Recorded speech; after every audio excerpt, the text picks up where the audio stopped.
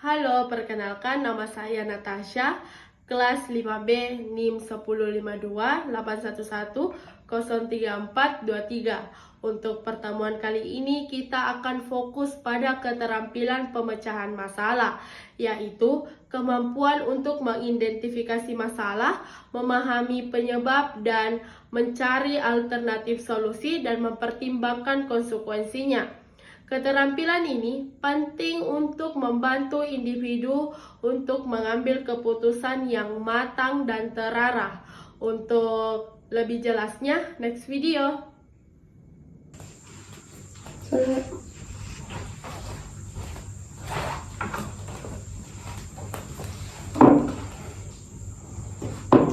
Oke, baik. Bisa perkenalkan namanya terlebih dahulu?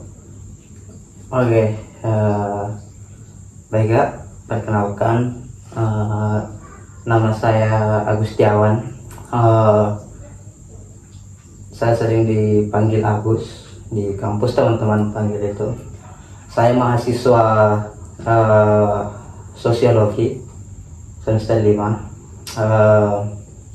dari Universitas Negeri Makassar. Oke, baik. Perjalanan kamu ke sini lancar?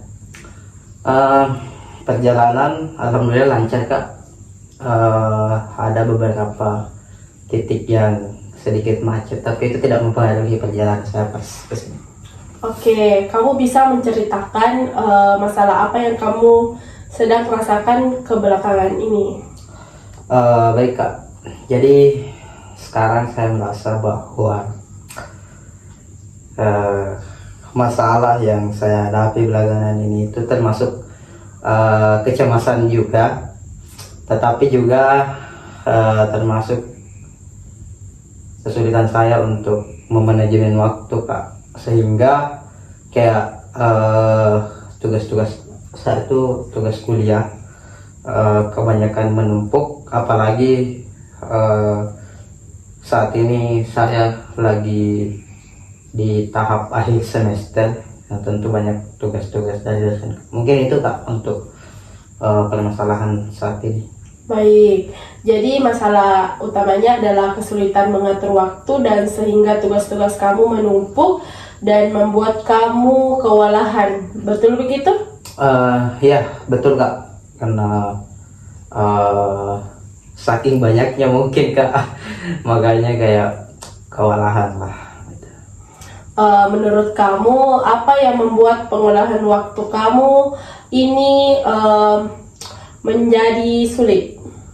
Kalau masalah pengelolaan waktu Kak, atau manajemen waktu, kenapa agak sulit?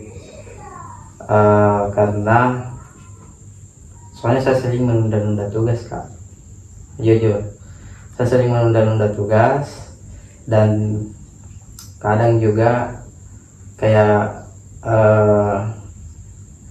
banyak pekerjaan-pekerjaan lain yang saya rasa itu bisa mempengaruhi manajemen waktu saya, sehingga pada akhirnya stres lah, bahasa Gen Z-nya itu stres lah gitu. Oke, baik. Jadi ada dua hal ya, kebiasaan menunda dan sulit mengatur waktu. Tidak ketika ada permintaan atau ajuan. Betul begitu? Ya, betul Kak. Karena kalau saya misal ada ini kan dalam keadaan sudah banyak tugas nih, terus kebetulan saya di kampus itu Kak, sering diminta oleh dosen ataupun teman-teman saya, kebetulan saya organisasi, teman-teman di organisasi, tapi biasanya dosen, meminta bantuan untuk dibantu di penelitiannya Kak. Nah, biasanya begitu. Saya kayak sulit mengatakan tidak. Makanya saya menumpuk tugas banyak gitu. Oke, sekarang mari kita buat beberapa pilihan solusi. kita tidak menilai dulu, hanya mengumpulkan kemungkinan apa saja cara yang terpikir olehmu. Kalau saya mungkin Kak, untuk saat ini membuat dulu ini jadwal harian, tapi ini kan masih di pikiran Kak. Belum saya realisasikan juga. Masih saya pikirkan untuk kalau Kakak minta solusi, kira-kira bukan solusi sih yang ada di pikiran saya, itu membuat schedule harian dan mungkin mengurangi juga kegiatan di organisasi. Oh, ide bagus ya. Saya tambahkan beberapa alternatif. Kamu bisa membuat prioritas tugas berdasarkan urgensinya dan pentingnya, serta melatih kemampuan untuk menolak kegiatan yang tidak terlalu mendesak. Mengenai tawarannya kan saya rasa itu sangat masuk akal ya bagi saya, dan saya rasa itu hal yang menarik untuk dicoba dengan tawarannya Kakak tadi mengenai membuat mengkelompokkan tugas sesuai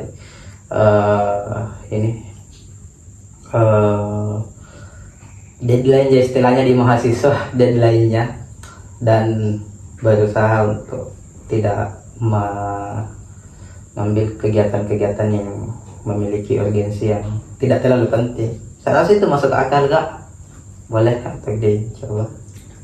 Sekarang mari kita lihat konsekuensinya dari setiap opsi. Misalnya membuat jadwal harian, apa kekurangan dan kelebihan?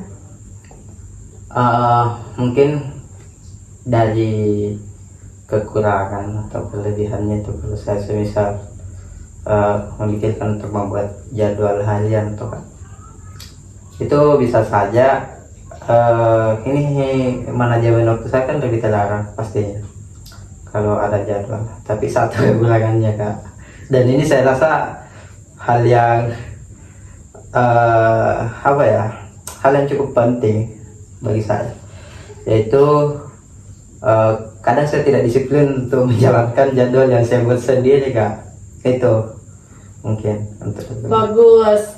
Lalu kamu bisa mengurangi kegiatan organisasi? Bisa Kak, dan saya rasa itu kelebihannya bisa membuat waktu saya lebih longgar tentunya ya, karena ini bisa ada beberapa waktu. Tapi satu ketakutan saya Kak, itu bisa saya takut dianggap oleh teman-teman tidak komitmen, tidak memiliki integritas lah, istilah. Paham. Lalu mulai tugas lebih awal kamu bisa? Bisa Kak, sebenarnya kalau dikatakan bisa, semoga bisa. Tapi untuk kelebihannya itu saya rasa waktu saya bisa lebih cepat, kan lebih cepat selesai, lebih baik. Cuman untuk lagi Kak, untuk pengerjaan tugas lebih awal ya mungkin kadang baru saya lihat tugas itu sudah mager sedih gitu. Mungkin itu Kak. Oke, dan terakhir melatih kemampuan menolak. Kalau untuk itu Kak, soalnya bisa-bisa saja, tapi untuk mengatakan tidak, saya rasa untuk saat ini merupakan hal yang sulit bagi saya. Tapi dengan tawaran Kakak ada untuk terus berlatih untuk mengatakan tidak, itu saya rasa hal yang menarik, karena kelebihannya itu saya bisa juga memberikan ruang waktu pribadi saya lebih terarah juga, misalnya waktu pribadi lebih ada. Dan cuma saya takutnya ya ini dianggap tidak solid lagi, seperti yang di organisasi tadi kan, dianggap tidak solid lagi, tidak ini tidak mau bantu lagi lah. Kan sekarang kita lihat itu Kak, kayak sedikit-sedikit ada penolakan, hari ini memang tidak mau bantu kan gitu. Oke, mari dari semua alternatif itu mana yang paling realitas dan bisa kamu jalankan mulai sekarang? Untuk saat ini yang bisa saya jalankan mungkin kayak yang membuat jadwal harian selama seminggu ke depan. Mudah-mudahan saya bisa mematuhi, karena saya tadi katakan bahwa saya terkadang tidak disiplin dengan aturan yang saya buat sendiri. Dan kemudian bisa mungkin berlatih untuk mengatakan tidak, karena saya rasa itu hal yang paling berat bagi saya mengatakan tidak, karena sebanyak apapun tugas saya selalu mengiyakan aja. Baik, itu pilihan yang terukur dan sesuai dengan kondisi kamu. Apa langkah pertama yang ingin kamu lakukan? Mungkin itu Kak, tadi saya katakan membuat jadwal dalam 1 minggu ke depan, mencoba untuk jadwal 1 minggu ke depan dan memetakan hal-hal yang prioritas di dalamnya. Mungkin baik itu dari segi tugas ataupun kegiatan-kegiatan lainnya. Artinya saya berencana untuk dalam schedule itu memetakan apa yang semisal ada 5 tingkatan Kak. Saya rencananya ya apa yang harus saya simpan di nomor 1 dan apa yang harus saya simpan di nomor 5. Ini tuh Kak. Oke, bagus. Semakin kamu konsisten, semakin mudah kamu mengelola waktu. Mungkin untuk sesi konseli hari ini sudah cukup karena kita terbatas oleh waktu. Terima kasih. Mungkin kita bisa bicara di lain waktu dan hari. Terima kasih. Oh ya Kak, terima kasih dengan perbincangan yang tidak lama ini, tapi saya rasa membawa dampak yang cukup besar dalam kehidupan keseharian saya ke depan ini berkaitan dengan manajemen waktu. Saya rasa ini sangat bermanfaat Kak, dan lebih ringan lah dari sebelumnya keberatan saya mengelola waktu. Ini terima kasih Kak atas atensi yang diberikan. Oke, terima kasih. Kesimpulannya adalah konselor dan konseli berhasil melalui seluruh tahap keterampilan pemecahan masalah, mulai dari mengidentifikasi kesulitan seperti kebiasaan menunda tugas, kesulitan menolak permintaan, sehingga menyusun beberapa alternatif solusi. Setelah mempertimbangkan konsekuensinya dari setiap pilihan, konseli memutuskan strategi yang paling realistis, membuat jadwal harian, menentukan prioritas, dan belajar mengatakan tidak pada kegiatan ini yang tidak mendesak. Keputusan ini diharapkan membantu konseli mengelola waktu secara lebih tertera dan mengurangi rasa kewalahan. Sebagai penutup, dengan memahami proses pemecahan masalah dan menerapkan secara konsisten, setiap individu dapat membangun kemampuan manajemen waktu yang lebih baik. Semoga strategis ini lebih dipilih dapat memberikan perubahan positif bagi konseli. Terima kasih telah mengikuti sesi ini. Sampai jumpa pada pertemuan berikutnya.